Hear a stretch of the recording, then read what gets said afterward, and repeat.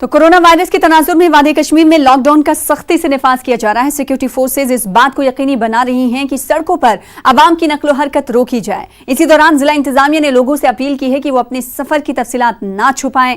श्रीनगर के बाज इलाकों में अशियाए जरूरिया की कमी भी महसूस की जा रही है। जम्मू कश्मीर में वायरस से मुतासिर होने वालों की तादाद 49 हो गई है, जिनमें से 2 अफराद की मौत हुई है और 2 सेहतयाब भी हुए हैं। हमारे साथ हमारे नुमाइंदे परवेज भट्ट जुड़ रहे हैं इस खबर पर मजीद अपडेट के साथ, जहां आंकड़ा परवेज हम देख रहे हैं कि कोरोना पॉजिटिव का बढ़ता हुआ जा रहा है, वहीं एहतियाती तदाबीर भी इख्तियार किए जा रहे हैं। आज सड़कों का क्या कुछ हाल आप देख पा रहे हैं? साथ ही साथ अगर अशियाए जरूरिया की बात करें और आज के पेशेंट की बात करें तो आज कितने पॉजिटिव केसेस सामने आए? कि आज कोई आया? अब तक कोई आंकड़ा सामने आ पाया परवेज?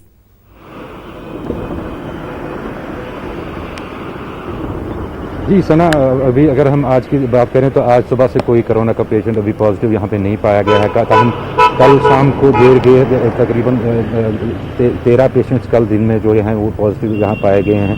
आज सुबह से अभी पॉजिटिव केसेस की कोई इतला मौसूल अभी नहीं हुई है। दरअसल ये टेस्ट वगैरह जो हैं ये दोपहर के बाद ही इनके रिजल्ट्स आना शुरू हो जाते हैं, तो इसके चलते जो अभी तक हैं अभी तक वो टेस्ट रिजल्ट्स नहीं आए हैं। दूसरा, अगर हम लॉकडाउन के हवाले से बात करें तो लॉकडाउन लगातार यहाँ पे जारी है। यहाँ पे अगर हम शहर श्रीनगर में बात करें तो लॉकडाउन के साथ साथ यहाँ पे बंदिशें भी आयद कर दी गई हैं और सिक्योरिटी फोर्सेस को भारी तादाद में सड़कों पे तैनात कर दिया गया है ताकि लोगों की नकलो हमल है वो कम से कम कर दी जाए। सड़कों पे सिर्फ जो एसेंशियल सर्विसेज हैं या एसेंशियल गाड़ियों को जिनको चलना होता है वो उनको इजाज़त दी जा रही है चलने की। चाहे किसी को दवाई लानी हो या किसी को कोई इमरजेंसी हॉस्पिटल जाना हो तो उन सबको इजाज़त दी जा रही है। उसके बगैर जो लोग जा रहे हैं उनके खिलाफ कार्रवाई की जा रही है। कल भी हमने देखा कि कई लोगों के खिलाफ FIR काटे गए। यहाँ पे कई दुकानें यहाँ पे सील की गई जो खिलाफ वर्जी कर रहे थे लॉकडाउन की, तो उनकी दुकानें जो वगैरह हैं वो सील कर दी गई थी।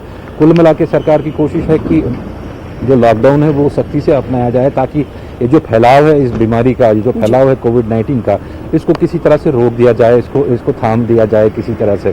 दूसरी ओर अगर हम बात करें, यहाँ पे कल देर गए से काफ़ी शिकायतें आ रही थी। जो CD हॉस्पिटल है यहाँ पे जहाँ पे मेन जो कोविड पेशेंट्स हैं वो रखे गए हैं, तो वहाँ से शिकायतें आ रही थी कि वहाँ पे जो बुनियादी सहूलियात हैं उनका फुकदान है, वहाँ पे फैसिलिटीज़ अवेलेबल नहीं है और पेशेंट्स को काफ़ी सारी मुश्किलात का सामना करना पड़ रहा है। हालांकि उसके हवाले से जो HOD हैं वहाँ पे उन्होंने साफ कर दिया कि उन्होंने एक्सेप्ट भी किया कि फैसिलिटीज़ का फुकदान है, ताहम उन्होंने पेशेंट्स से कोऑपरेट करने के लिए कहा कि जब तक फैसिलिटीज़ इंप्रूव होती हैं तब तक वो कोऑपरेट करें। अगर एसेंशियल कमोडिटीज़ के हवाले से बात करें तो एसेंशियल कमोडिटीज़ की बेशक अब किल्लत महसूस होने लगी है, क्योंकि जो मुल्क भर में जो लॉकडाउन हुआ उससे पहले ही यहाँ लॉकडाउन शुरू हो गया था। उससे 3-4 दिन पहले से ही यहाँ पे बंदिशें आयद कर दी गई थी, तो इसके चलते काफ़ी सारी मुश्किलात अभी भी हैं। जो एसेंशियल सप्लाईज हैं जिसमें दूध आता है या दवाइयाँ आती हैं या ख़ासतौर जो लाइफ सेविंग ड्रग्स वगैरह हैं या बेबी फूड है या मास्क हैं या सैनिटाइजर्स हैं, इन सब की बाज़ार में काफ़ी किल्लत देखने को मिल रही है। हालांकि सरकार की कोशिश है कि जो राशन सप्लाई है, जो होम डिलीवरी का भी उन्होंने कहा था उसमें, और जो डिपोज़ हैं, राशन डिपोज़ हैं, उनको भी चालू रखा गया है ताकि जो सप्लाई चेन जो है वो बदस्तूर जारी रहे और उसमें कोई खलल न पड़े। जी सना जी, तो एहतियाती तदाबीर इख्तियार किए जा रहे हैं और इंतजामिया की यही कोशिश है कि लॉकडाउन का सख्ती से निफाज कराया जाए। आप भी अपना ख्याल रखें। परवेज, बेहद शुक्रिया हमारे साथ जुड़ने के लिए और इस सवाल